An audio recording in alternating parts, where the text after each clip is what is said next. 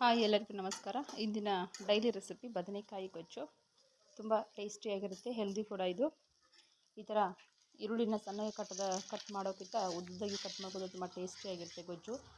ಸಣ್ಣದಾಗಿ ಕಟ್ ಮಾಡ್ಕೊಂಡಿರೋ ಒಂದು ಟೊಮ್ಯಾಟೋನ ಹಾಕ್ತಾಯಿದ್ದೀನಿ.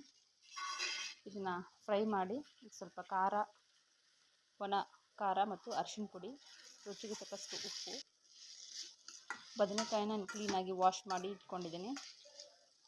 ಇದನ್ನು ಸ್ವಲ್ಪ ಮೆಲ್ಟ್ ಆದಮೇಲೆ ಗೊಜ್ಜು, ಅದಕ್ಕೆ ತೊಳೆದಿಟ್ಟಿರುವಂತಹ ಬದನೆಕಾಯಿ ಉದ್ದುದ್ದಾಗಿ ಹೆಚ್ಚಿಟ್ಕೊಂಡಿದ್ದೀನಿ. ಈ ಥರ ಇದನ್ನು ಗೊಜ್ಜಿಗೆ ಮಿಕ್ಸ್ ಮಾಡಬೇಕು.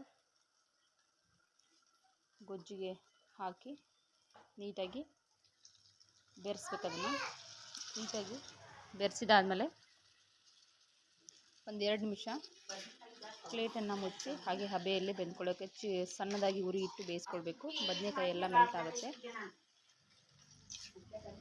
ಬೇಕಂದರೆ ನೀವು ಇದ್ರ ಮೇಲೆ ಗುರಳ್ ಪೌಡ್ರ್ ಸಿಗುತ್ತಲ್ವ, ಗುರಳ್ ಪೌಡರ್ ಮನೆಯಲ್ಲಿ ಮಾಡಿ ಇಟ್ಕೊಂಡಿರೋದಾದರೆ ಹಾಕಿದರೆ ತುಂಬ ಟೇಸ್ಟಿಯಾಗಿರುತ್ತೆ. ಗುರಳ್ ಪೌಡರು ಮತ್ತು ಶೇಂಗಾ ಪೌಡರನ್ನು ಹಾಕಿದರೆ ತುಂಬ ಟೇಸ್ಟಿಯಾಗಿರುತ್ತೆ.